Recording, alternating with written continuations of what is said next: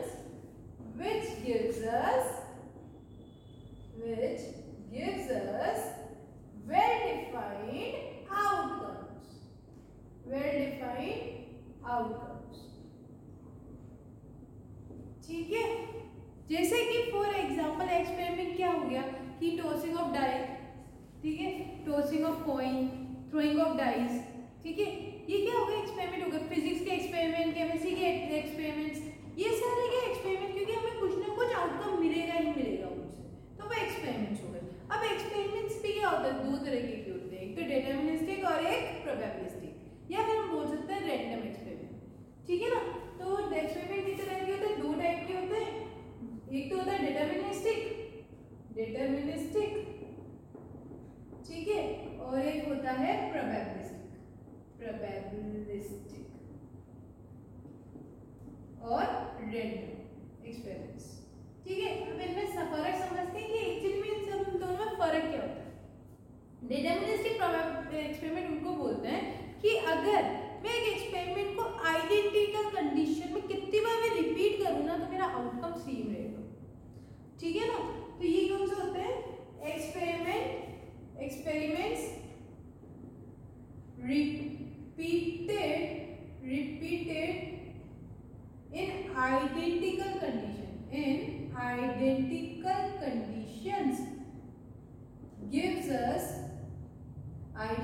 conditions gives us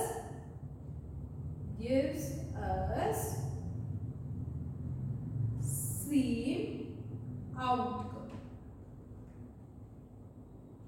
Alright, for example chemistry और physics के experiments हो गए. ठीक है ना. अब जैसे केमिस्ट्री का कोई एक्सपेरिमेंट है वो आप आइडेंटिकल कंडीशन में अगर आप 1000 टाइम्स भी करोगे तो आपको सेम रिजल्ट देगा. ठीक है ना, सेम आउटकम देगा. तो वो क्या कहते हैं, डिटरमिनिस्टिक. तो यहाँ के जो डिटरमिनिस्टिक के एग्जांपल होगा ना वो कौन सा होगा, फिजिक्स केमिस्ट्री के एक्सपेरिमेंट जो हम लैब्स में करते हैं. ठीक है ना. अब जैसे फॉर एग्जांपल रैंडम की बात करें तो वो क्या कहते हैं कि अगर आप आइडेंटिकल कंडीशन में उनको रिपीट करोगे ना तो वो हर बार आपको क्या करेंगे, डिफरेंट आउटकम्स देंगे. ठीक है ना. सो एक्सपेरिमेंट्स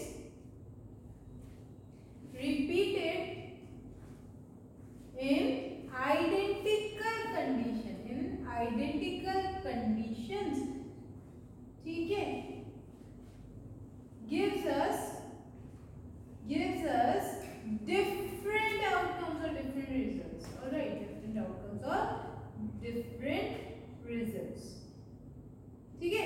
फॉर एग्जाम्पल हो गया डाइस और कॉइन का, डाइस एंड कॉइन्स.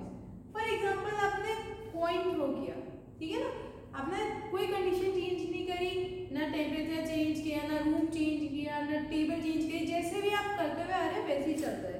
ठीक है ना. आपने एक बार थ्रो किया, हेड आ गया, दूसरी बार थ्रो किया, टेल आ गया, सेम कंडीशन में. ठीक है. तो क्या होता है, इसमें आउटकम्स क्या होते हैं, डिफरेंट हो सकते हैं अंडर आइडेंटिकल कंडीशन. तो उसको बोलते हैं रैंडम वे प्रोबेबिलिटी. और तो प्रोबेबिलिटी इसकी ही निकालते हैं कि क्या रिजल्ट आएगा. इसमें तो अपना रिजल्ट फिक्स है ना, इसमें तो हमें कोई दिक्कत ही नहीं है प्रोबेबिलिटी निकालने. तो रैंडम एक्सपेरिमेंट की हम प्रोबेबिलिटी निकालते हैं कि कौन क्या आ सकता है. अब जैसे डाइस है, डाइस को थ्रो किया, 1 भी आ सकता है, 2 भी आ सकता है, 3 भी आ सकता है, 4 भी आ सकता है, 5 भी आ सकता है, 6 भी आ सकता है. ऐसा जरूरी ही नहीं है ना. आप कंडीशन मत चेंज करो फिर भी, तो उसकी अपन प्रोबेबिलिटी निकालेंगे कि नेक्स्ट क्या आ सकता है. ठीक है ना. इसकी निकालने की जरूरत ही नहीं है डिटरमिनिस्टिक की. तो इस चैप्टर में हम बात करेंगे प्रोबेबिलिस्टिक और रैंडम एक्सपेरिमेंट्स. ठीक है. आई होप यहाँ तक आपको क्लियर हुआ होगा. नेक्स्ट टर्म जो हमारी आती है वो आती है सैंपल स्पेस. ठीक है. क्या आती है, सैंपल स्पेस. तो ये मैं रब कर देती हूँ, फिर अपन सैंपल स्पेस की बात करते हैं. ठीक है.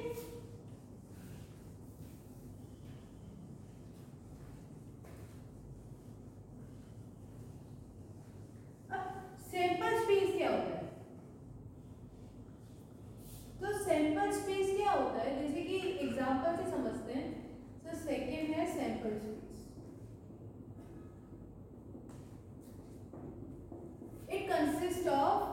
It consists of all the outcomes related to a random experiment. और एक रैंडम एक्सपेरिमेंट की बात करेंगे इस चैप्टर में अपन. ठीक है ना.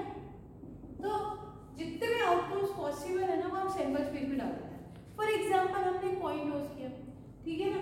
तो जैसे कॉइन टॉस करा हमने, कॉइन की बात करें तो इसका जो सैंपल स्पेस होगा ना, तो क्या क्या आउटकम आ सकते हैं, कॉइन के क्या क्या आउटकम आ सकते हैं, या तो हेड होगा या टेल होगा। कॉइन में दो ही चीज होती है, हेड या टेल, है ना।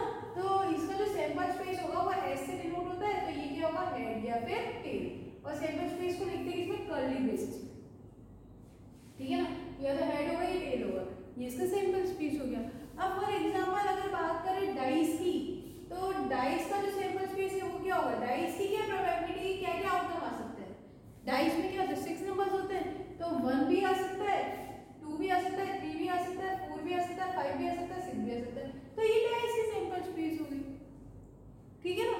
तो जितने भी नंबर ऑफ आउटकम्स, एक रैंडम, सिर्फ एक ही रैंडम एक्सपेरिमेंट की बात करेंगे एट अ टाइम, या तो कॉइन की बात करें तो कॉइन का ही लिखो, डाइस की बात करें तो डाइस का लिखो, है ना। तो जितने भी एक्सपेरिमेंट पॉसिबल है, जो एक्सपेरिमेंट में जो आउटकम पॉसिबल है, वो सारे मिला के हमारे क्या बना देते हैं, सैंपल स्पेस बना देते हैं, ठीक है। तो आई होप ये पॉइंट आपको क्लियर हुआ होगा। अब इवेंट पे चलते हैं, ठीक है। अब थर्ड पॉइंट है इवेंट। अब इवेंट क्या होता है, इसको हम एग्जांपल से समझेंगे। जैसे इवेंट्स क्या होते हैं, जैसे कि ये डाइस, अब जैसे इवेंट क्या हो गया कि even number, getting an even number, getting an even number, ये इसका इवेंट हो गया, ठीक है ना। Getting an odd number, getting an odd number in an dice, ठीक है ना। तो हम अभी डाइस की बात कर रहे हैं, ठीक है ना, इस वाले की बात कर रहे हैं। तो इवेंट क्या है कि एक पर्टिकुलर चीज के बारे में बात करना, ठीक है ना। तो getting an even number, getting an odd number, ये क्या हो गया, हमारे इवेंट्स हो गए, ठीक है ना। गेटिंग अ प्राइम नंबर, तो गेटिंग अ प्राइम नंबर, ठीक है। तो ये सारे क्या हो गए, हमारे इवेंट हो गए, ठीक है ना। तो अब बात करते हैं कि हर एक जो एक्सपेरिमेंट है, ठीक है ना, उसके बहुत सारे इवेंट्स हो सकते हैं, ठीक है। तो ऐसे ही एक होता है फेवरेबल इवेंट। अब फेवरेबल इवेंट क्या होता है, फेवरेबल इवेंट, ठीक है ना, फेवरेबल इवेंट। अब जैसे कि इवेंट्स तो बहुत सारे हो सकते हैं, है ना, एक एक्सपेरिमेंट से रिलेटेड कितने भी इवेंट्स हो सकते हैं। फेवरेबल इवेंट क्या होता है, जिसके बारे में हम बात कर रहे हैं। जैसे कि अगर मुझे चाहिए कि probability of getting an even number, ठीक है ना, तो ये मेरा फेवरेबल इवेंट बन जाए, जिसकी हम बात कर रहे हैं, ठीक है ना। तो फेवरेबल इवेंट क्या होगा, जैसे गेटिंग एन इवन नंबर, अगर क्वेश्चन पूछा गेटिंग एन इवन नंबर, तो ये मेरा फेवरेबल इवेंट है, ठीक है। तो जैसे कि अगर मैं बात करूं गेटिंग एन इवन नंबर की आउटकम्स क्या क्या हो सकते हैं, तो 1 2 3 4 5 6 इसमें इवन नंबर कौन सा दिख रहा है आपको, 2 4 एंड 6। तो ये 2 4 6 ये मेरा क्या हो गया, फेवरेबल इवेंट,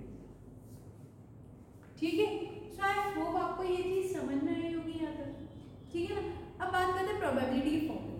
अगर मुझे प्रोबेबिलिटी निकालनी है, प्रोबेबिलिटी निकालनी है, तो फॉर्मूला क्या होता है, राइट। प्रोबेबिलिटी का फॉर्मूला क्या होता है, तो प्रोबेबिलिटी का फॉर्मूला क्या होता है, बहुत सिंपल सा फॉर्मूला पी है, ठीक है ना। पी तो क्या हो गया, प्रोबेबिलिटी को शो करता है, और ए क्या हो गया, इवेंट हो गया, मतलब नाम, सेट का नाम हो गया, ठीक है ना। सेट का नाम हो गया, सेट ई, जो कि क्या कर रहा है, कोई इवेंट को शो कर रहा है, ठीक है ना। पी ए, ये क्या होता है, favourable number of favourable outcomes upon total number of outcomes, upon total number of outcomes, ये हमारा क्या हो गया, प्रोबेबिलिटी का फॉर्मूला, ठीक है ना। अब जैसे कि एग्जांपल ले लेते हैं इसका ही। अब देखो नंबर ऑफ फेवरेबल आउटकम्स, अपन जैसे बात कर रहे हैं गेटिंग एन इवन नंबर, तो जो ए है ना, सेट ए, यहाँ पे मान लेते हैं कि ये सेट ए है, तो ये क्या है, इवन नंबर है।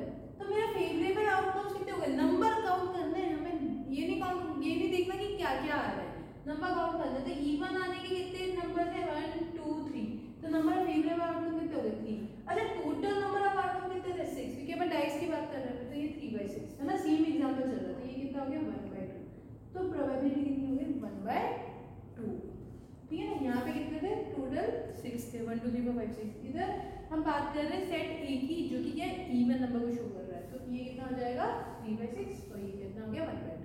सो आई होप यहाँ तक आपको क्लियर हुआ होगा। कुछ नोट्स हैं जिसमें हमें अभी पढ़ने हैं, तो अपन देखते हैं वो नोट्स, ठीक है।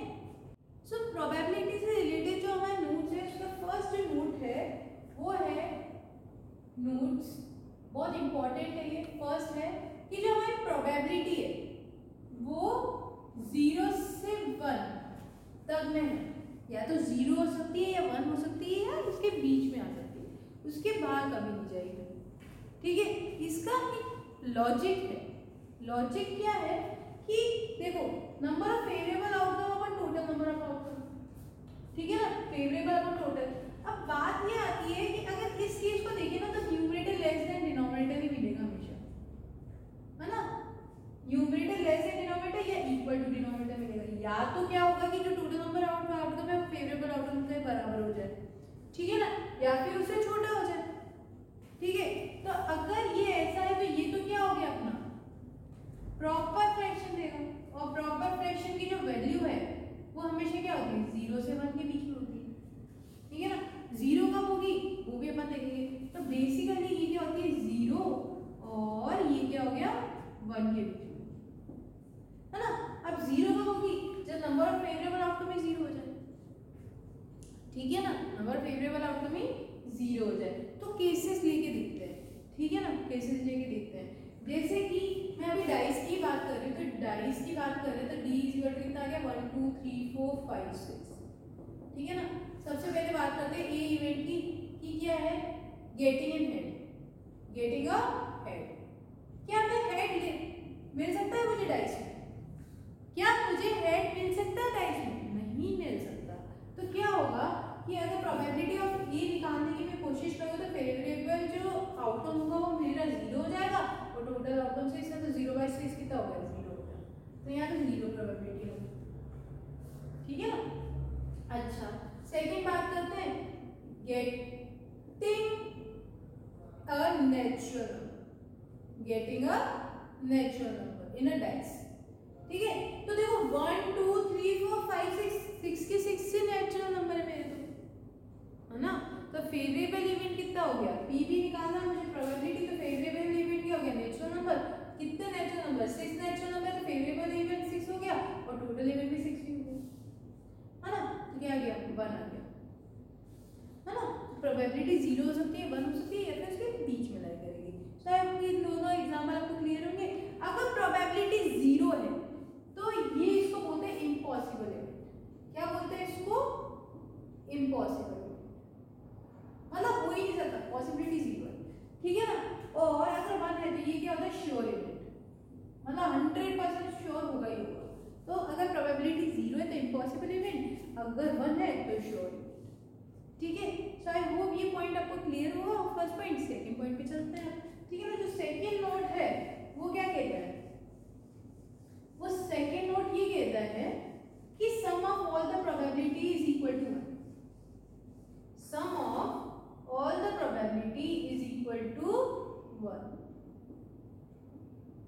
सम ऑफ ऑल द प्रोबेबिलिटीज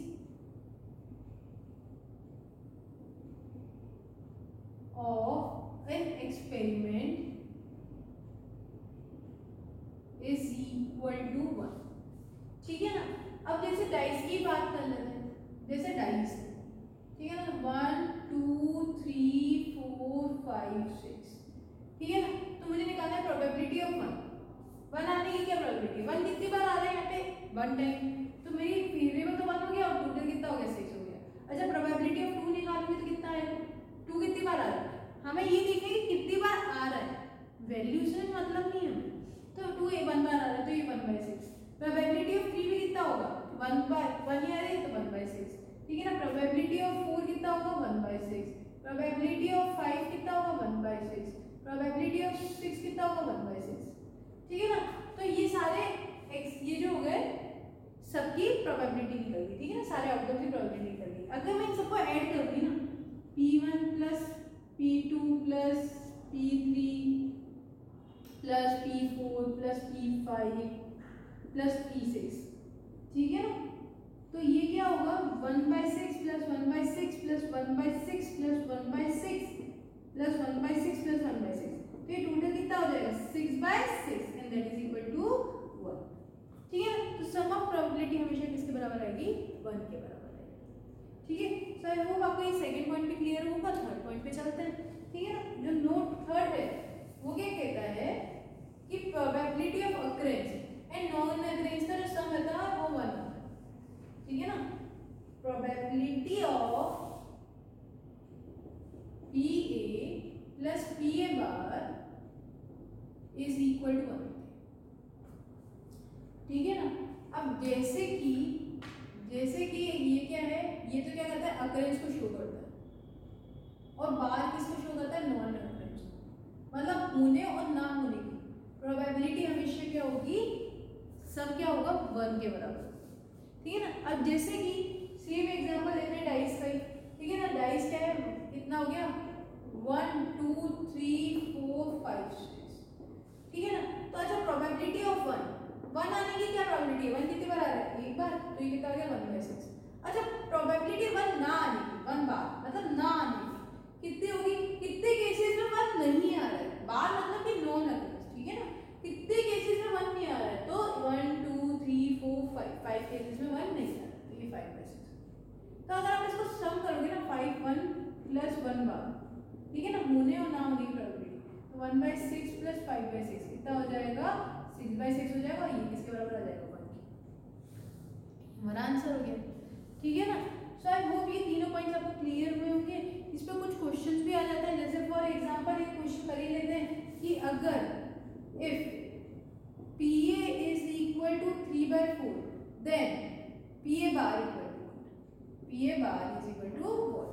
तो हमें पता है कि होने और ना होने की प्रोबेबिलिटी क्या होती है, सम कितना होता है, 1 होता है बस, तो वो लगा देते हैं। तो PA plus PA bar is equal to कितना होता है, 1 होता है।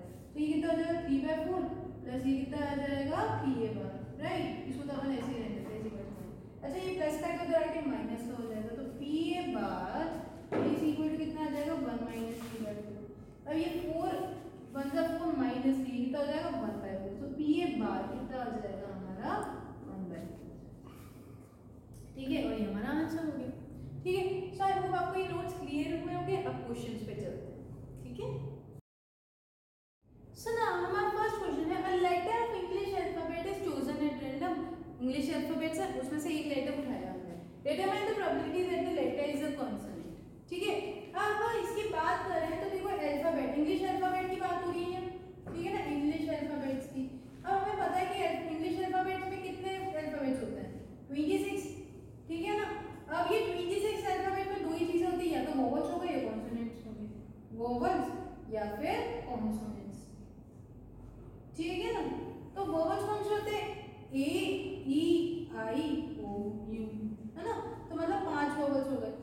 अगर 26 में से 5 वोवल्स है तो कॉन्सोनेंट्स कितने हैं, 26 - 5, है ना, कितना हो गया, 21 वोवल्स कॉन्सोनेंट्स हो गए। ठीक है, अब हमें क्या निकालना है कि probability of getting a consonant. ठीक है, तो मेरे को क्या निकालना है, कि कॉन्सोनेंट्स निकालना है, कॉन्सोनेंट्स। ठीक है ना, तो मेरा जो फेवरेबल अपॉन टोटल ही लिखना है, हमेशा प्रोबेबिलिटी फॉर्म में होता है फेवरेबल अपॉन टोटल। तो टोटल अल्फाबेट्स कितने, 26 है।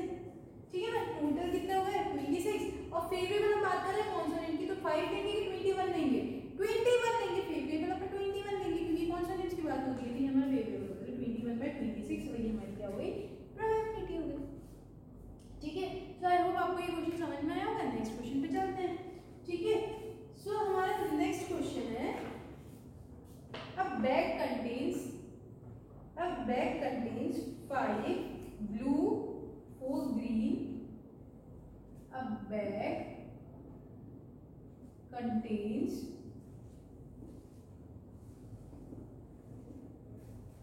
5 blue 4 green and 8 white balls. A ball is taken out at random. A ball is taken out at random. What is probability? What is the probability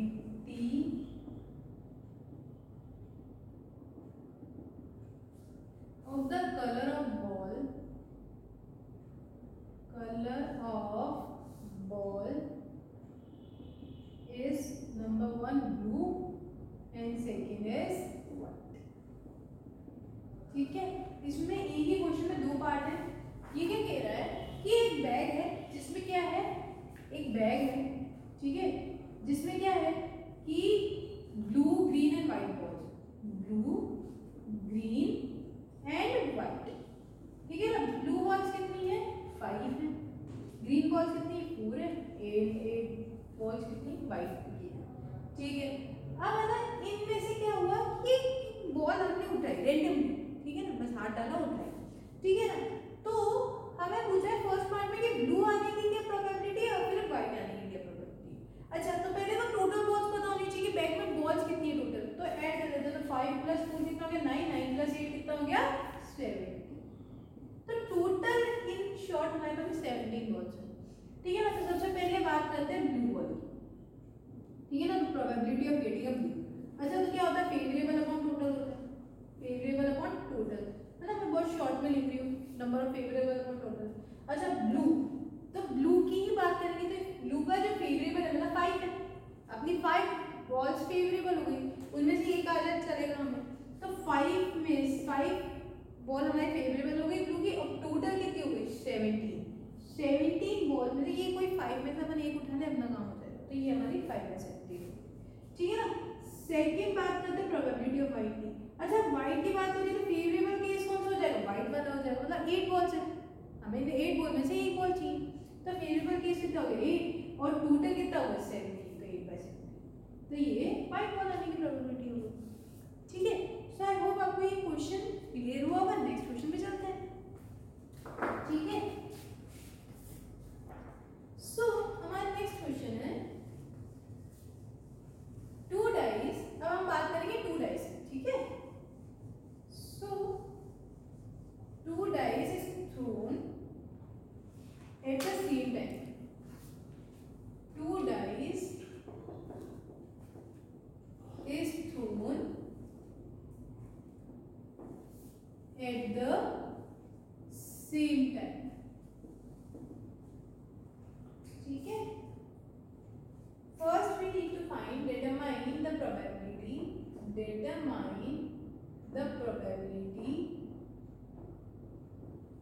of first same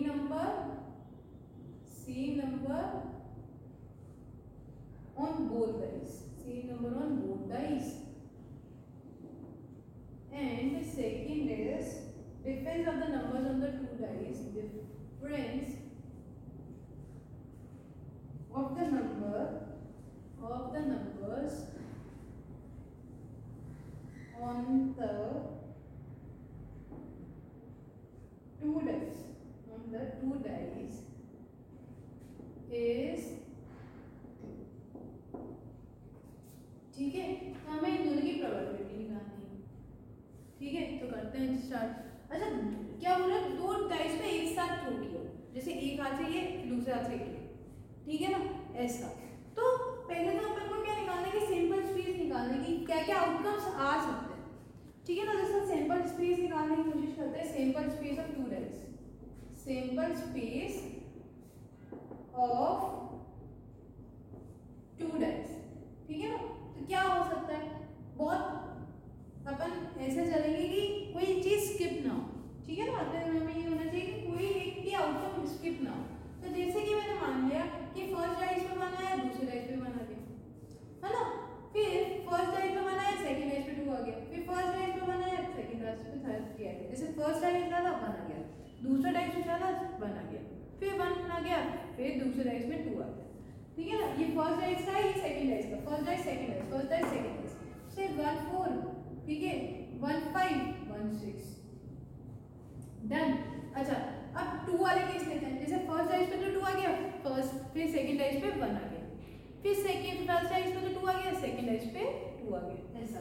तो अब क्या आएगा, 2 1 2 2 2 3 2 4 2 5 2 6, है ना, ये भी हो सकते हैं।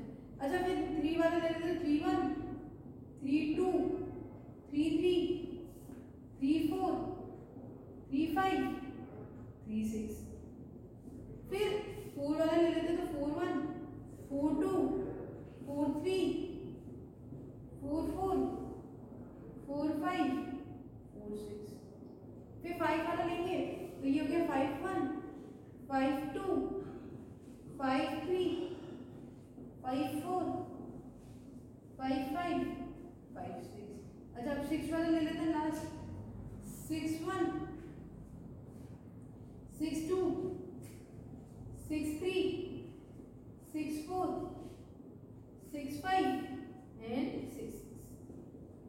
ठीक है ना, तो ये बात कर लेते हैं अपन। तो ये हो गया हमारी सैंपल स्पेस।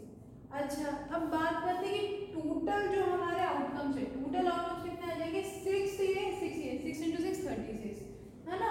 तो टोटल आउटकम्स यहाँ से हमारे आ गए 36। एक चीज हो गई, ठीक है ना। So total outcomes is equal to 36। ठीक है। अच्छा फर्स्ट क्या है? Same number on both sides. तो फर्स्ट है same number on both sides, same number on both sides. तो देखते हैं कौन से केसेस में same number of both dice आ जाते हैं, है ना। Same number of both dice. तो देखते हैं इधर। तो जैसे देखो 1 1 आ गया, ये तो ये रहा 2 2 3 3 4 4 5 5 6 6, मतलब दोनों डाइस पे एक ही नंबर आना चाहिए। तो ऐसे कितने केस हो गए? देखो एक तो हो गया 1 1, एक हो गया 2 2, एक हो गया 3 3, एक हो गया 4 4, एक हो गया 5 5 और एक हो गया 6 6। ठीक है ना। तो इसका अगर हमको प्रोबेबिलिटी निकालनी है same number on both dice, same number on both dice, तो कैसे निकालेंगे? फेवरेबल अपॉन टोटल वाला फॉर्मूला लगा देंगे, फेवरेबल अपॉन टोटल, है ना। तो फेवरेबल केस कितने हो गए? 6, क्योंकि 6 केसेस में अपन को नंबर ऑफ केसेस काउंट करने, ये नहीं देखते कौन से केसेस है ना। तो 6 केसेस आ गए और टोटल कितना आ गया? 36। तो ये कितना आ गया? 1/6। डन। अब सेकंड की बात करें तो difference of the numbers on the two dice is 2। Difference of the numbers on two dice is equal to 2। मतलब क्या होना चाहिए? जो दो नंबर्स दे रखे ना डाइस में, उनका डिफरेंस होना चाहिए। तो देखते हैं, जैसे यहाँ पे क्या है? 1 - 1 0, डिफरेंस 0 है, 2 चाहिए। 2 - 1 1 आ गया, नहीं। 1, 3, 1 - 3 is 2, 3 - 1 is 2। ठीक है ना। तो एक तो ये केस आ गया, ठीक है ना। तो ये आ गया 1, 3। अच्छा फिर 1, 4 3 देगा, 1, 5 4 देगा, डिफरेंस देखो 6 - 1 5, 2 - 1 1, 2 - 2 0, 2 - 3 1, फिर 2 - 4 कितना हो जाएगा? 2। तो एक ही आ गया, तो 2, 4 है ना। 3, 1 फिर ये अगेन 2 देगा, है ना। 3, 1 ये डिफरेंस 2 आ जाएगा, 3 - 1 2। ये 1 देगा, ये 0 देगा, ये 1 देगा, ये फिर 2 दे देगा, है ना। तो 3, 5 ये 3 देगा डिफरेंस, ये 3 देगा, ये 2 दे देगा, है ना। तो ये 4, 2 एक और है, ठीक है। फिर उसके बाद में 4, 3 1 देगा, 0 देन 1 देन 2। तो ये भी आ गया 4, 6, ठीक है। फिर ये 4 देगा, ये 3 देगा, ये 2 देगा, तो ये 5, 3 भी आ गया, है ना। डिफरेंस निकालते जाओ, ये 1 देगा, ये 0 देगा, ये 1 देगा, साइन से हमें कोई मतलब नहीं है, ठीक है ना। ये 5 देगा, ये 4 देगा, ये 3 देगा, ये 2 देगा, तो ये 6, ठीक है। तो ये भी रिक्वायर्ड केसेस हैं हमारे, ठीक है। तो अब क्या हो गया कि हमें इसका प्रोबेबिलिटी निकालनी है, डिफरेंस इज इक्वल टू 2। तो अपना क्या होगा? फेवरेबल केस ही हो जाएगा। तो 1 2 3 4 5 6 7 8, तो क्या हो गया? 8 केस तो फेवरेबल होगा और टोटल केस कितना होगा? 36 होगा। तो यहाँ से कितना हट जाएगा? ये 4 टाइम्स है, तो 4 2 8 एंड ये 9, तो 2/9। तो जो प्रोबेबिलिटी आएगी वो कितनी आ गई? 2/9। सो आई होप आपको ये क्वेश्चन क्लियर हुआ होगा, ठीक है। और ये लेक्चर भी क्लियर हुआ होगा। सो हम नेक्स्ट लेक्चर में मिलते हैं। Thank you so much.